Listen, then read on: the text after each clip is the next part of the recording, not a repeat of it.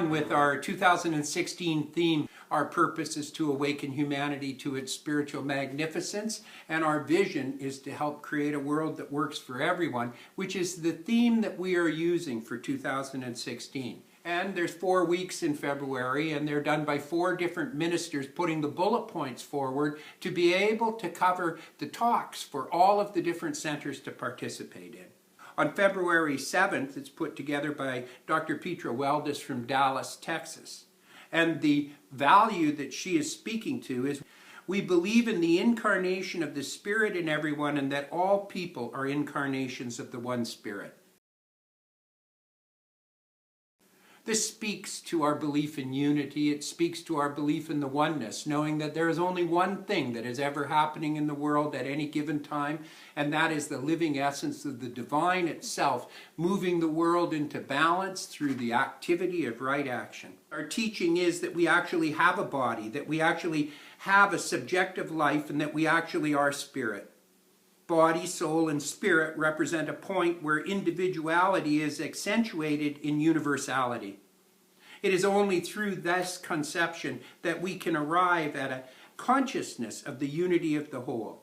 In other words, if I have one mind and you have one mind and God has another mind, 3 separate minds, then I cannot talk with you and you cannot talk with God.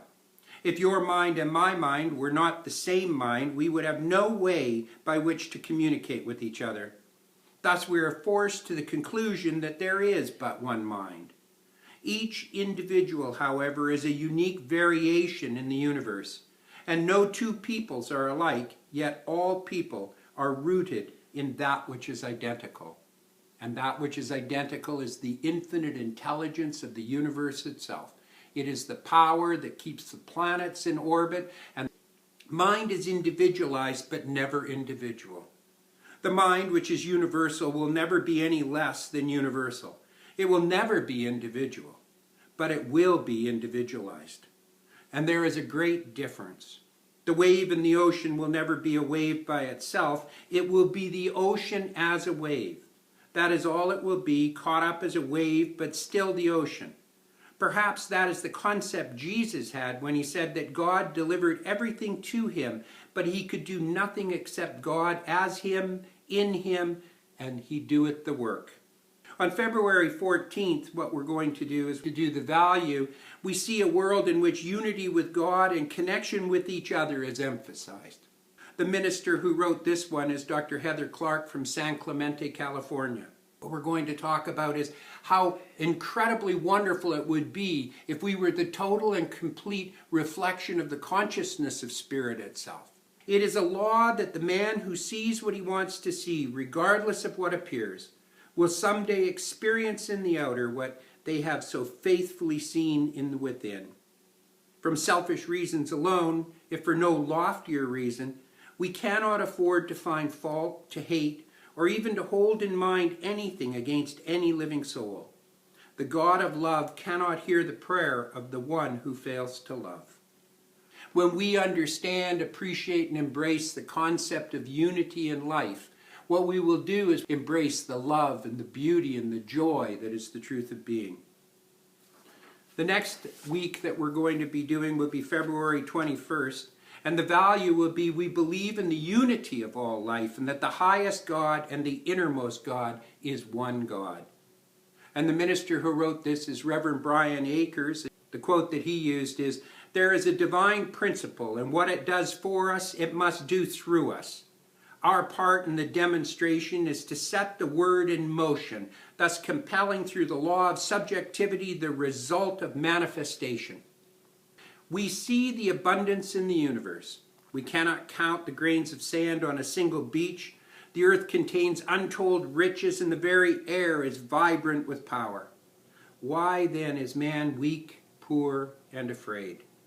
The science of mind deals with these questions. The divine plan is one of freedom. Bondage is not God ordained. Freedom is the birthright of every living soul. All instinctively feel this. The truth points to freedom under law. Thus, the inherent nature of man is forever seeking to express itself in terms of freedom. The fourth and the final February message and value comes from Reverend Jennifer Berkeley from Rockland, New York. And her value is we envision humanity awakening to its spiritual magnificence. The quotes that Reverend Jennifer used is, not only is every individual an incarnation of God and therefore a manifestation of Christ, but since each individual is unique, every person has access to God in a personal sense. The Spirit is most certainly personal to each one of us, individually and uniquely purposed. We could not ask for a more complete union than this, for the union is absolute, immediate, and dynamic. But if you have a hologram and you break it in two, then you are left with two complete images, each slightly less clear than the original, but total nonetheless.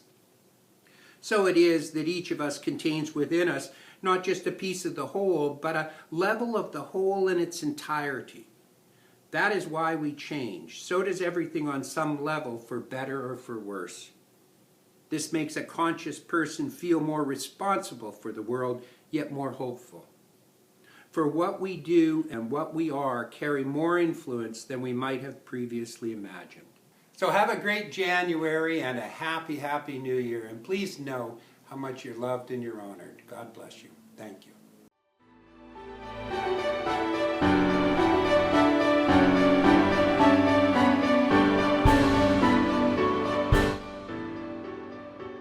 Our sincere thanks to Caesarius Productions for the assistance.